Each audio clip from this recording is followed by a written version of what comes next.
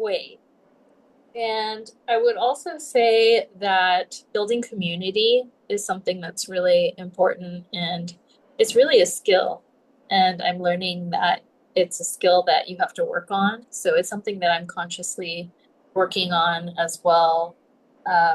Building community is not a quick fix. It's like a long-term process. And so building relationships is something that you just, have to invest time into, and there's an art about it. And I think I'm still learning how to do that.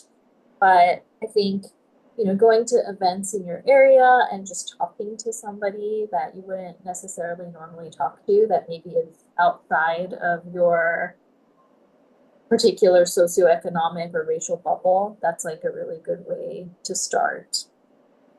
And opening your heart, which is not always easy, um, especially in the times that we're living in, because there's just so much fear and uncertainty in the world. But I think it's really important to try to continue to keep the heart open and do heart cleansing practices.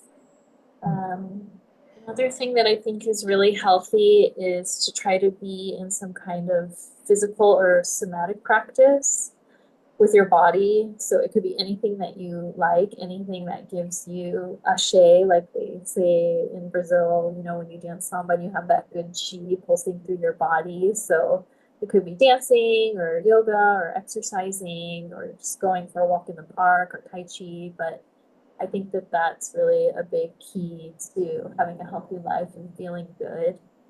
And another thing I would say is getting in touch with nature. So going outside, touching grass, hugging trees, watching birds, listening to birds. They say even hearing birds chirping is really calming on your nervous system. And getting in touch with your microenvironment in your area, which I'm still learning to do as somebody who's somewhat new to Taiwan. Like I'm still feeling out typhoon season and understanding how it works. We have a typhoon Mm. coming again tomorrow, and we just had a big one 2 weeks ago. And I'm learning from people who grew up here that this is very normal for this time of year to have typhoons that happen so often. So getting in touch with like the cyclical nature of your microenvironment. Mhm. So yeah. Wonderful. Thank you. You kind of led into my other question, which was just how do you nourish yourself and remind yourself that you are enough? I think that one of the things that's really important to me over time I've learned is making my own meals and making home cooked meals. That started when I had a gastrointestinal issue in the past, and I found that my body was pretty much rejecting almost everything that I ate outside of the home, even if it was supposedly healthy, if it like from a nice place or what have you, my body just didn't want it. And so I found that when I made simple meals at home, and I slowed down and I was really conscious about the process and I knew exactly what was in my food and I cooked it in a way that at the time I was studying quite a bit of Ayurveda. So digestion and absorption is really important with those types of recipe and that type of holistic healing. So making meals at home with a lot of heart, I think, is very nourishing. And talking to people, loving people, having deep chats with people. Recently, I've been having really deep chats with my mom over the phone. She's in Vegas, I'm in Taiwan, but in the middle of my day, I'm able to have long phone chats with her, which is super nourishing to me. And learning from elders that I really respect. And unfortunately, it's not every elder that I can turn to have really nourishing talks with because I found that there are some elders that, sadly have not been able to integrate the lessons that they've had in their lives to the extent where they can remain very open-hearted and accepting. So I try to gravitate towards those elders that I feel like still carry that warmth and that trust and that love in the way that they interact with younger family members. And so, and that can even be with people that are not blood related, just people that you meet out and about. There's a Mhm. lot of older people in Taiwan that are hilarious, and I love talking to them, and they're really loving in the way that they interact with people. So, Mhm. Yeah.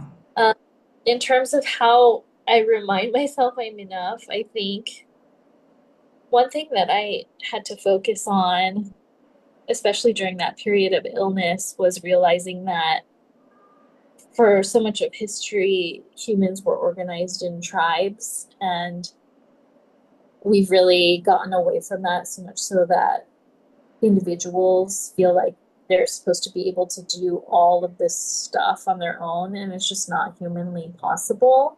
And so, in the sense that we're not really necessarily organized in tribes as much anymore, I try to give myself more grace and take more breaks Mhm. because it's not humanly possible to do all this stuff as an individual. And so, yeah, while I'm organizing my world in a way where I want to have more community care and I want to have what feels like more of a kind of tribal sense of moving through the world, um, I'm I can't do that single-handedly. And so it's just really important for me to always rest, take naps. Today I took a nap. Most days I take a nap Mhm. and not shame myself for it because I think, especially as Asian American women, non-white women who grew up in the States in a particular time, we were taught that we needed to really hustle hard to get to where we wanted to be. And following the natural flow of life was not conducive to getting to where we wanted to get to. And so things like naps and moving with the flow of nature, that wasn't encouraged. But I encourage myself to do those things now and to follow the Tao. Taoism has really helped, Mhm. where I have an attitude of non-resistance to what nature is already kind of determining things to be. Yeah, such a good point because we all have cyclical energies. Like if nothing's blooming all the time in nature, so why do we have to be on and the most productive all of the time as well? Exactly. So, yeah, and it sounds like connection with community is really important too, so that we can share the burden and delegate or just, yeah, not do it alone anymore. And that we wouldn't have to carry grief all Hmm. alone either. That's something that I found to be really interesting as well, especially in Western society, is that grief is this thing that is really shunned, that people, generally speaking, don't talk about or don't know how to talk about or don't know how to hold space for. And I think that that became glaringly obvious during the pandemic when so many people were going through so much and had lost family members or gotten very sick or lost jobs. People didn't know how to make space for this grief or be aware of their own grief. And I think it came out or is still coming out in anger and war and things like this. So just allowing grief to be there and acknowledging it, I think, is really important. Yeah, allowing all our emotions to Yeah. hold them. Speaking of community and emotional processing, at in our last few minutes, just wanted to share an invitation to a retreat that Stephanie and I are co-hosting together in Taiwan this November. I think it's Thanksgiving week intentionally just to provide a refuge and an option for people who may feel isolated or feel like they don't have anywhere nourishing to go. They may not have a really close relationship with their families or friendships. Just you're always welcome to come hang out with us. I'm nomadic in Asia, usually Southeast Asia, and Steph is in Taiwan, and she's picked out a wonderful venue. And we have 4 people already, so only 4 spots left for signing up. We're going to do so many different healing activities because Steph and I have different skills. From my end, it's a lot of things incorporating art to explore your subconscious, dance and movement, somatic shaking, and authentic relating, and touch, consensual touch circles, just to help us access our emotions and access new experiences. And Steph is so much as well. The Yeah, activities. yeah, I'm really excited for everything. And I remember that you mentioned that you were interested in doing some Reiki because you're certified in Reiki as well. Yes, So yes, I'm that too. forward to receiving some Reiki. And I think on my end, my focus is really going to be on the storytelling side of things. I feel like Asian and Asian American women often don't get the platforms or the channels that they need to tell their stories or their family stories. And it's high time that Hmm. we are heard, our voices are uplifted, and our stories are shared among each other. So that's really going to be my focus is holding space for storytelling, whether that's oral around hearth, around the fire, or if that's in a more private way in journaling, writing for healing. It could also be something that you want to share with the world.